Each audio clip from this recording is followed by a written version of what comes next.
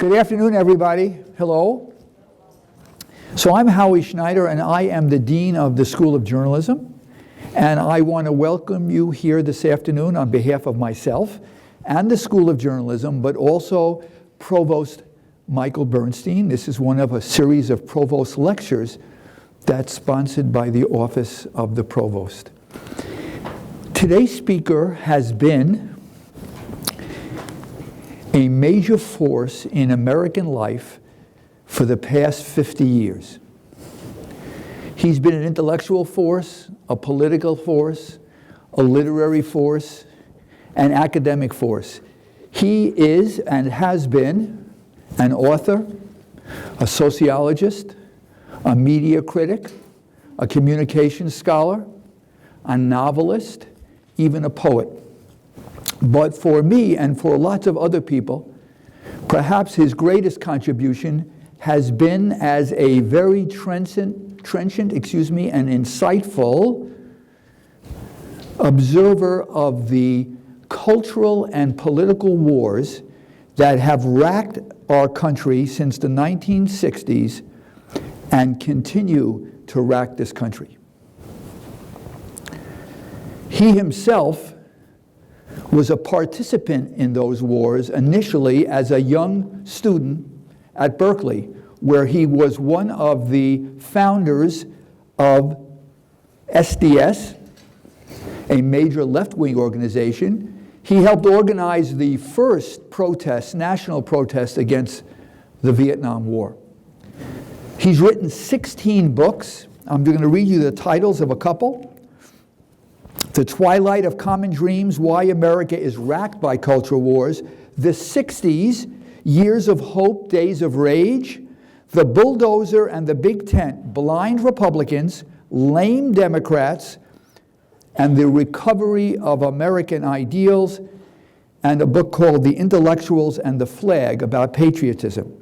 He lectures frequently, appears on radio and TV, has written hundreds of articles for major publications of all kinds, including a recent piece in the Chronicle of Education entitled What Alan Bloom Got Right. By a show of hands, how many of you remember Alan Bloom? Well, there's kind of a generational divide here. Alan Bloom was a major critic of the American higher education system in the 70s. Todd Gitlin holds 3 degrees. He holds an undergraduate degree in mathematics from Harvard, a master's degree in political science from the University of Michigan, and a doctoral degree in sociology from Berkeley, which is not too bad. In 2002, he joined the faculty of Columbia University, where he is now a professor of journalism and sociology and heads the PhD communications program at the Graduate School of Journalism. Asked to describe himself, he once wrote, "I am a realist and an idealist." So please join with me in welcoming Todd for the first time to Stony Brook University. You're very kind.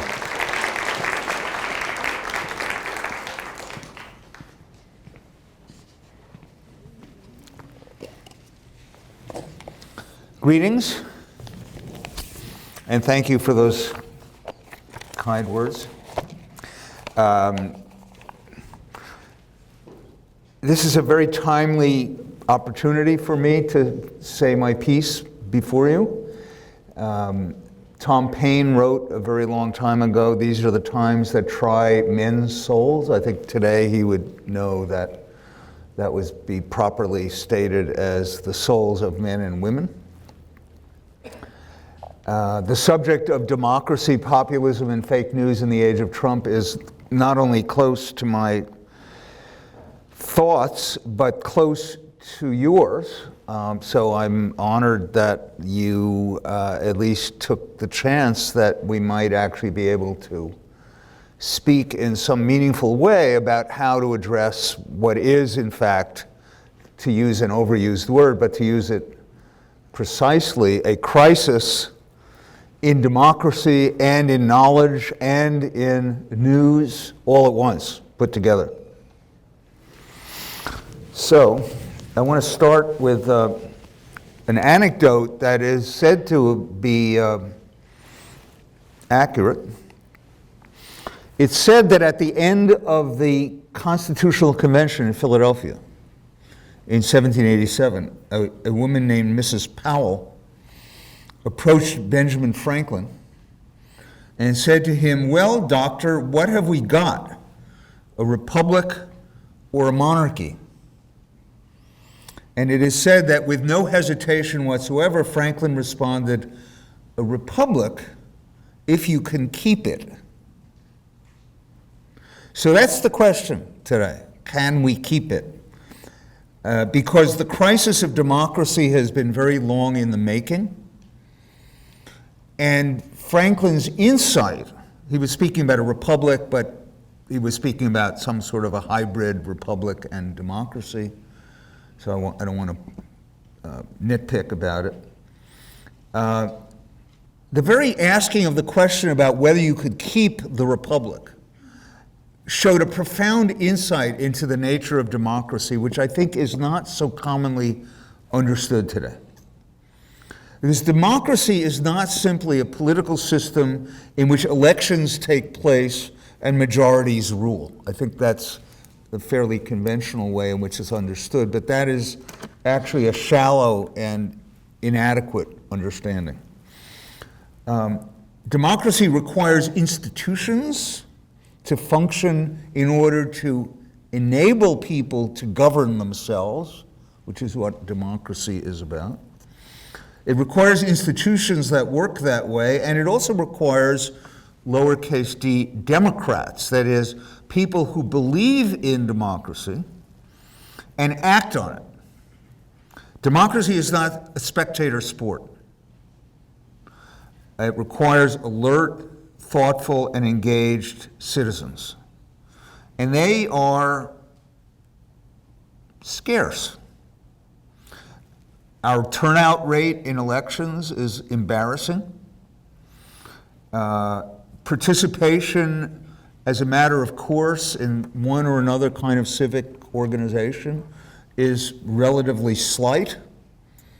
So those facts alone, regardless of whether you like or don't like the results of a particular election, tell me that were Franklin here today, he would have some doubt as to how well we've kept it. I want to mention various threats to democracy, or to use a more precise word that my colleague Nadia Urbanati in the political science department at Columbia uses. She published a book a few years ago called Disfigured Democracy. I find that very apropos. I'll tell you a bit of what she has in mind as the distortions or disfigurements of democracy. The first is a problem that was actually very well named a few years ago by Fareed Zakaria. You may have seen him on CNN and so on. He called this the problem of illiberal democracy. So here's something he wrote when he was first laying out his argument about illiberal democracy. He wrote that for almost a century in the West, democracy has meant liberal democracy, a political system marked not only by free and fair elections, but also by the rule of law, a separation of powers, that is to say, not a monarchy, and the protection of basic liberties of speech, assembly, religion, and property. In fact, he goes on, this latter bundle of freedoms, what might be called constitutional liberalism, is theoretically different and historically distinct from democracy.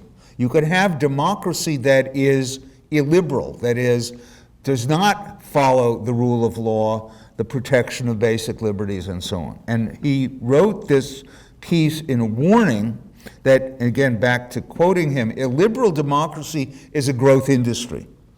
By one count, when he wrote this article about 10 years ago, roughly 1/3 of the formally democratic nations were illiberal. Today, there would be more. And so, as he wrote, Elected governments claiming to represent the people have steadily encroached on the powers and rights of other elements in society. So we can look at a number of formally democratic countries in which elections are held, which are illiberal. In fact, that very term was embraced as an article of pride by the president of Hungary, Viktor Orban. He had declared proudly that Hungary is an illiberal democracy. Poland is today an illiberal democracy. I would argue that Israel is well on its way toward being an illiberal democracy. And as we know, the share of the vote in many, if not most, European countries that goes to candidates who are themselves running for office in an illiberal manner, the parties of ultranationalism, the parties of xenophobia, they are substantial presences in just about every European country. And I would argue that within the last year, we have made some grave lurches in the direction of illiberal democracy here. So there is a movement toward illiberal democracy, which is a grave distortion of what an actual democracy requires.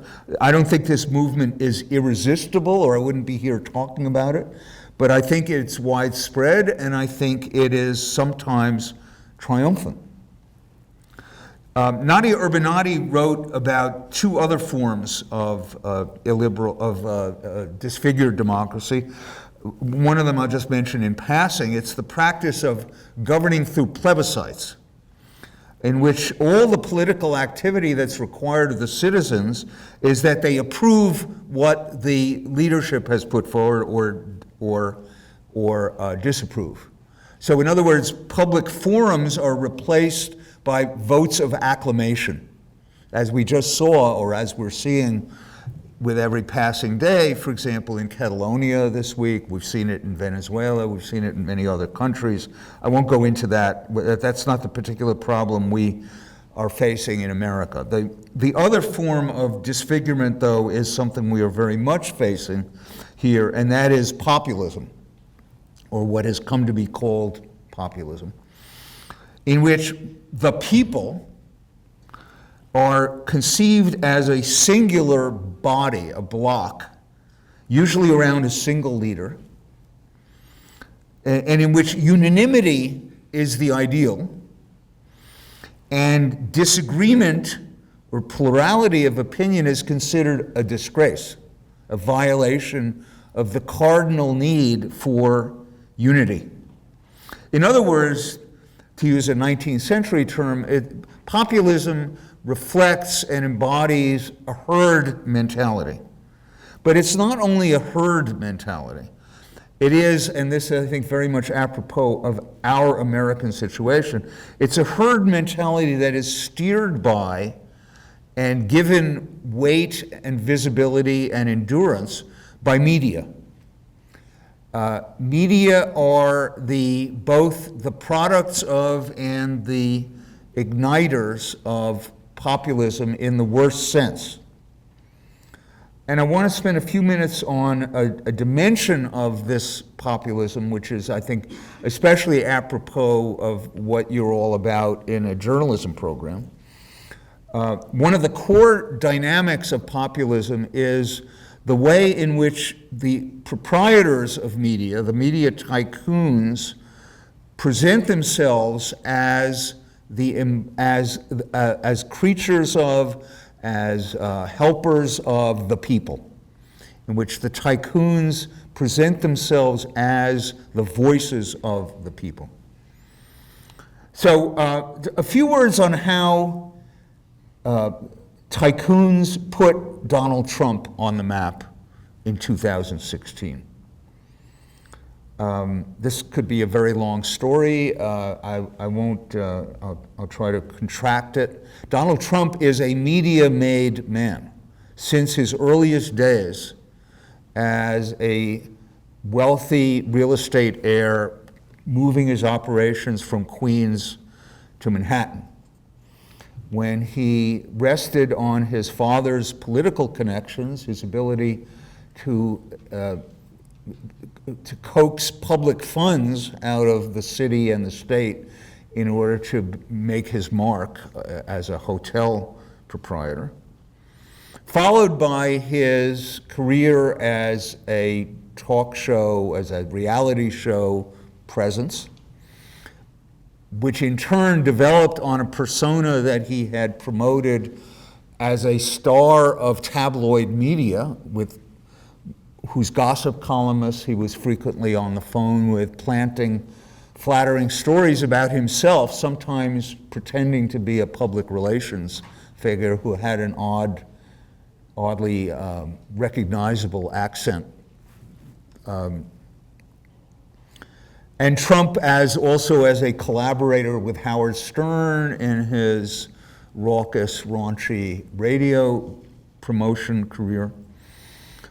Trump was already a star. It could not have been a plausible, even a long shot political candidate, had he not already established himself and been taken seriously as a celebrity. So this is a remarkable 20th century career as an embodiment of an entertainment ideal. So he's obviously been a master of self-promotion, and he parlayed his achievements in self-promotion into a remarkably compelling position in the 2016 primaries, because when he began to run, he was the beneficiary of thousands of hours in free media, that is to say, media that he didn't have to pay for, because in the views of the proprietors of television news, especially television news, he was already a celebrity, therefore everything he did was newsworthy. So CNN, for example, led the pack in what was tallied in February of 2016, the very beginning of the campaign. He led the pack in benefiting from almost $2 billion, that's B billion, in free media exposure by February of 2016. That doesn't count Twitter, by the way. And that's about as much as all other candidates in both parties put together by February 2016. There were moments when CNN set up their cameras for him and he didn't show up for an hour, but the breaking news logo, Donald Trump about to speak in, I think it was Des Moines, or someplace in the upper Midwest. So I'm not here just talking about Fox News, which has obviously been his prime cheering squad, but about media moguls like Jeff Zucker of CNN, who made Trump's career as the apprentice proprietor, who spotted his potential for accumulating eyeballs, which is what CNN, as well as the other networks, want to do, and gave him this gift of all this free media. Now, if you're paying attention this week to the very interesting developments in our country and elsewhere, you might be aware that of an interesting media phenomenon. I'm sure most of you know that Special Counsel Mueller issued his first, or actually the grand jury working under him issued its first indictments. And this was major news all over. However, it was treated differently to name three news organs not at random: Fox News, the Wall Street Journal editorial page, and the New York Post. And what do those three news organizations, so-called, have in common? They're owned by Rupert Murdoch. The Wall Street Journal editorial page actually called for Mueller to resign last week. And the editor of the editorial page refused to comment to a reporter about why that was justifiable. I want to say a few words about how media empires get built, because these moguls, Murdoch is prime among them, have come to feature so significantly, not only in the politics and the cultural life of the United States, but also in Great Britain, as well as Murdoch's original launching pad in Australia. Just a little note of media history here that I think hardly anybody is aware of. So Rupert Murdoch, when he set out to buy the Fox studio and a bunch of TV stations, entertainment stations, that he sought to turn into what became the Fox network, he had to follow a law that says you cannot own these stations unless you're an American citizen. And he was then still, this was in the mid-'80s, he was still an Australian. So he changed his citizenship. In 1985, the New York chapter of the NAACP filed a petition with the Federal Communications Commission charging that when Murdoch had bought these channels and being given permission to do so, he had actually misled the FCC. Because federal law stipulates that a foreign citizen cannot own more than 1/4 of a broadcast station's capital stock. And that was why Murdoch changed his nationality, becoming an American citizen. But a volunteer lawyer for the NAACP discovered while digging through Fox's applications for station licenses that although Murdoch himself had 76% voting control over Fox, his Australian holding company, which is called the News Corporation, indirectly owned more than 99% of the equity of the station. So the NAACP argued that Fox had exceeded that foreign ownership limit. They had disguised the Australian control of the companies under a variety of shell companies. And the reason NAACP was interested in this is that this special treatment to Murdoch had in effect deprived minority Americans of an opportunity to bid for a broadcast license. The Republicans during this time were just taking over the House of Representatives. They joined to defend Murdoch.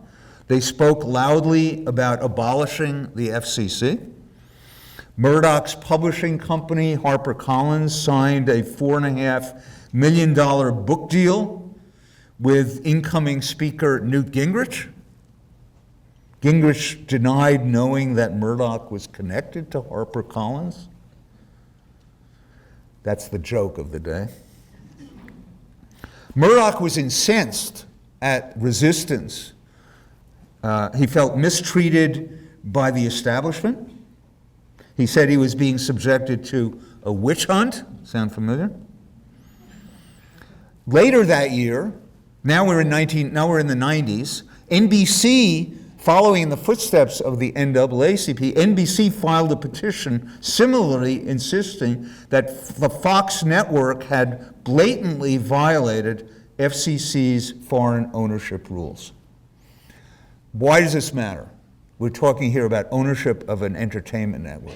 Because it was only because the Fox network as an entertainment network was a very successful cable property, since they were running shows like Married with Children and The Simpsons and so on. It was only because they were such a powerhouse in entertainment that they were able to muscle the cable operators into carrying their new news channel, the Fox News Channel. They had to be the entertainment powerhouse before they could become the news powerhouse. And the FCC caved in. Murdoch was given the opportunity to apply for a public interest exemption from the rules. He filled some loopholes. Now he had a network. Then, therefore, he had a news network.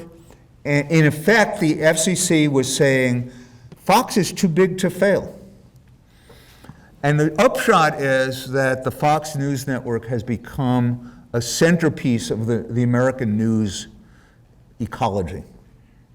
Now, why does that matter? As I'm going to argue in a minute, there's nothing new about fake news. It has a long history. Sometimes it's rumor, sometimes it's on paper, has a long history in this country. None of that is new. And people have kooky and conspiracy theories to beat the band. What's new is that the media ecology has changed so that now a promoter of fake news, a propaganda channel, has a presence in most American living rooms. That's different. The fracturing of the media system, which is partly made possible by changes in technology and organization, has had the capacity to elevate newcomers like Murdoch, who are false populists, but have established themselves as a presence, even though their audience is relatively small. It's a few percentage of the total. But it's so profitable, just with those few millions, that it has installed itself as a fixture. You know, just as to glance backward here, most of you in this room, I think, have grown up in the era of cable, not to mention the internet. I grew up in the 1950s in a world in which we had 3 television networks. New York was remarkable. New York had 7 television channels, 3 network affiliates, or 3 network-owned channels and 4 independents. There was no other city in America that had more than, I think, 4. We had 3 networks, which were largely indistinguishable. There were minor differences in terms of what demographics they were going for and so on. But if you had watched, let's say, the NBC, ABC, and CBS News on a given night, you could have sussed out some marginal differences, but they were not great. There was basically one media enterprise, one news enterprise with 3 variations. It was, by the way, this was not just the case in media. This was a world, again, the world I grew up in. There were 3 kinds of bread. I mean, imagine that. You know, there was white bread, there was rye bread, and there was whole wheat. That was it. You went to the grocery, that's basically what you found. Today, I don't know, 126 varieties of bread in every corner bodega. It was also a world of 3 auto manufacturers, basically, General Motors, Ford, and Chrysler. Well, you know where that went. So the fracturing of economic enterprise has played a part in elevating fake news to a position of possible prominence.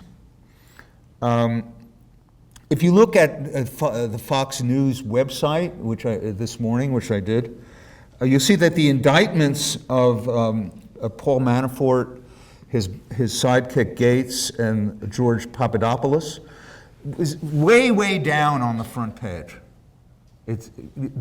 Their alternate universe is one in which the indictment of the former campaign chairman of the President of the United States is a nothing.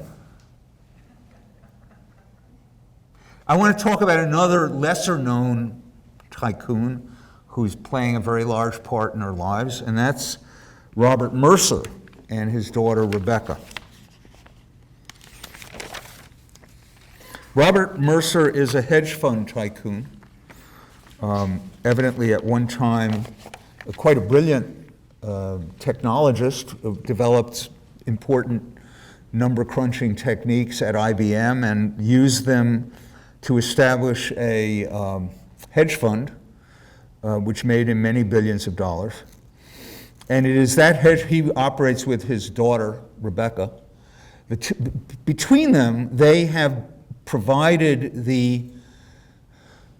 I would say, a good deal of the propaganda infrastructure of the Trump phenomenon.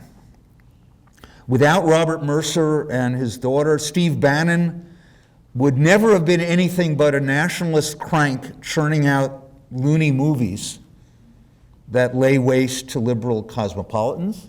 Breitbart News would have died when its founder died. And another company founded by Robert Mercer as a number-crunching company called Cambridge Analytica would not have existed to step up to perform very valuable services for Trump's campaign.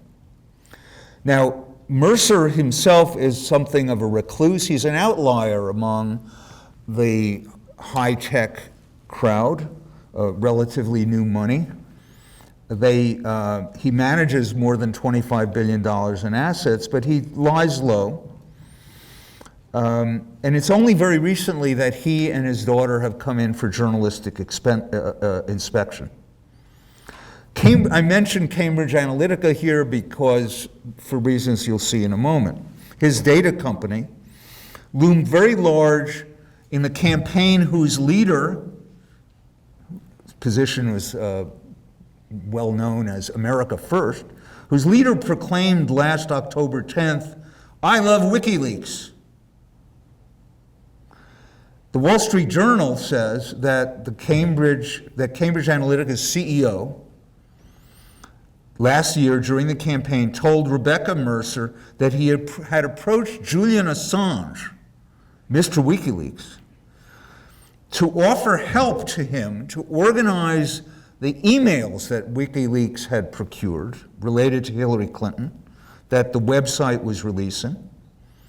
He offered help in organizing them, and the outreach by the CEO of that firm, owned by Robert Mercer, came just as Mr. Trump was publicly cheering the leaks of his Democratic rivals' emails. So the CEO of Cambridge Analytica, Mercer's company, wanted to organize the Clinton material into a searchable database. Assange confirms, by the way, when this point was unearthed a few days ago, that the CEO of Cambridge Analytica did make that offer, but says he rejected it.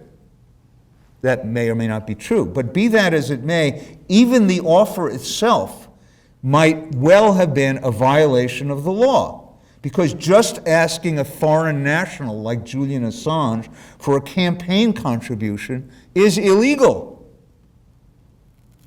Moreover, the Trump campaign hired Cambridge Analytica in June of 2016 to help target ads using voter data that they had collected.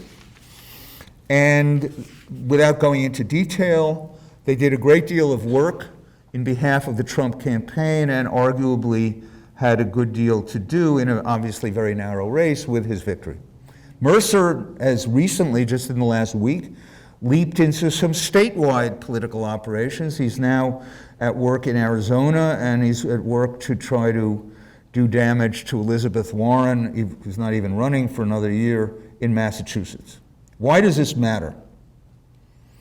Because Robert Mercer and his colleague in tycoonship, Rupert Murdoch, are the panderers to the false populism, which has become the guiding theme song of this stupendously corrupt and dishonest political administration. Now, there are other threats to freedom of speech, which I don't have time to go into at the moment. We could talk about varieties of left-wing hostility to free speech on campus, which I'm happy to take a question on, but I don't want to dwell on that right now. I just want to say a few more things about fake news. Fake news is an American tradition.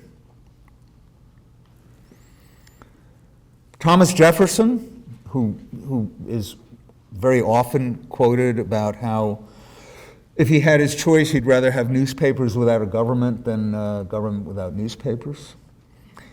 You've heard of that. And he came to office and opposing the Alien and Sedition laws, which had been passed under his predecessor's administration, John Adams. So he presented himself as a defender of the First Amendment. But in his second term, according to one of his biographers, in response to serious criticism from New England newspapers, he instructed the state attorney generals in New England to prosecute newspaper editors for sedition in just the way he had opposed when it was done by the federal government.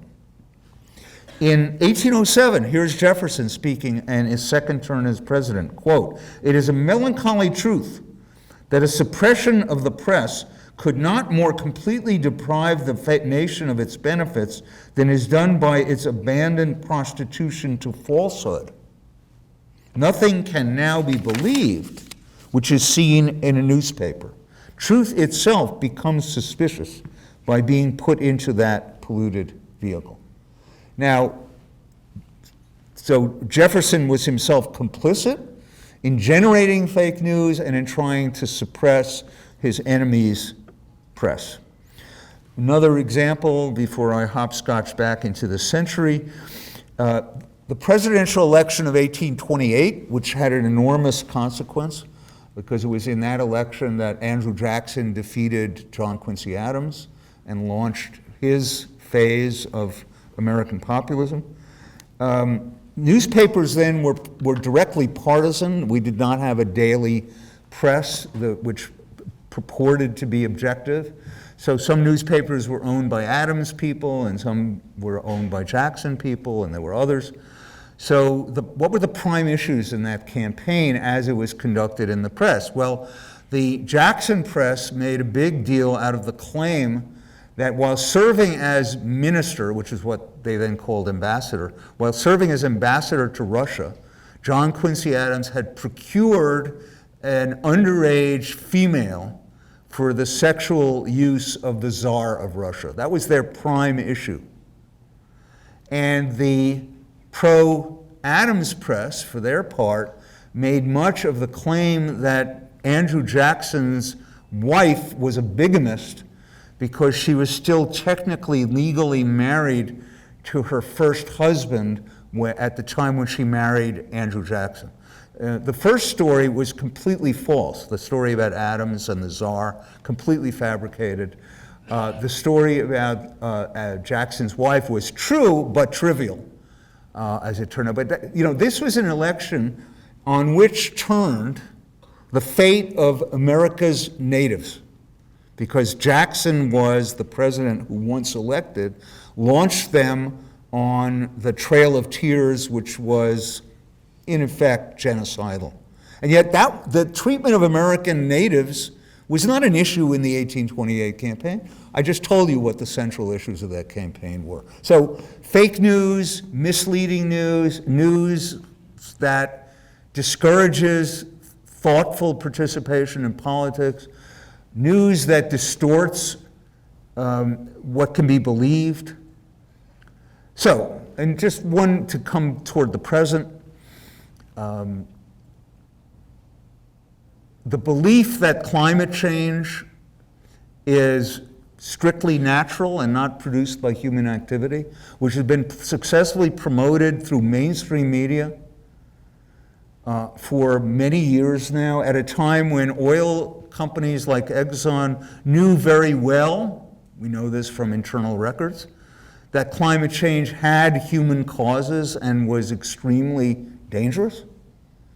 This campaign, which made it a virtual requirement for Republican Party leadership, not virtual, a requirement for Republican Party leadership, that you deny what 97% of climate scientists know, namely that climate change has social causes, that is to say, industrial, transportation, and so on. That has made the United States of America the only country in which it's even controversial that climate change has social consequences. And so the United States is now in the appalling position of being retrograde with respect to scientific knowledge in relation to the communist government of China, the nationalist reactionary government of India, and every other government in the world, because fake news was boosted was featured in the mainstream media for many, many years. As you know, Donald Trump claims that he invented the term fake news. That's another lie.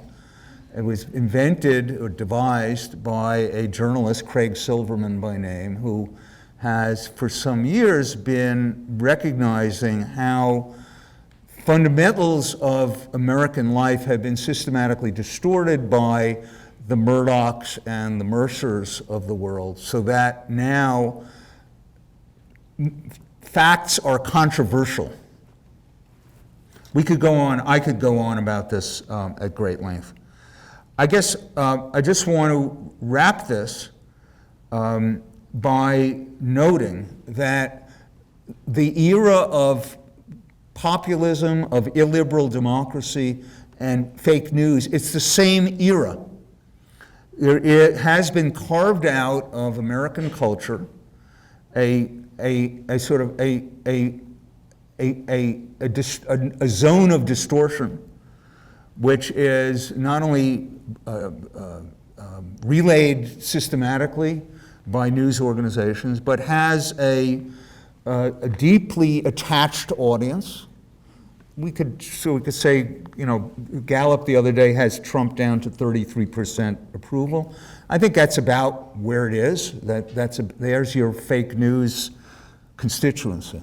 It's about a third of the country who is prepared to believe that, you know, the killer and his allies in Charlottesville were only one contributor to a nasty situation, who believe that Ted Cruz's father was helping Lee Harvey Oswald, and all kinds of endless chain of bullshit that has emanated from the White House since then. This is all of a piece, and we are learning now every day the degree to which fake news has been circulated not only through right-wing media, not only through right-wing radio and television, not only through the likes of Alex Jones and Rush Limbaugh and Sean Hannity, but also through the internet coming wrapped in the Mark Zuckerberg provided benign wrapping of, views that people have that are shared. Like, for example, that there's a sex tape with Hillary Clinton. That was yesterday's contribution to American discourse. With an African American, of course. This is a grave situation. And the emergence of fake news as a controversial matter is a great good thing. It's long past time for the Facebook and Google executives to stop getting away with denial that anything unseemly happened in terms of the planting of garbage stories throughout the internet. It's long past time for Facebook to open up its operations to independent researchers, which it has yet to do. I think it is now generally recognized by many, including some honorable Republicans, that a would-be democratic society in which the lifeblood has been commandeered, or at least some of the lifeblood has been commandeered by fabricators, is on its way out of the status of democracy and republic, just as Benjamin Franklin anticipated. So I congratulate you all on having a media literacy program that helps people, will help people immunize themselves against this. But I hope you also bear in mind as you proceed that this crisis in news, this crisis in journalism, is also a crisis of democracy. And that we are very far down a slippery slope toward an inability to function in the absence of being able to agree on whether the sun is shining or not. And there you have it. That's my pitch. I'd be happy to take questions.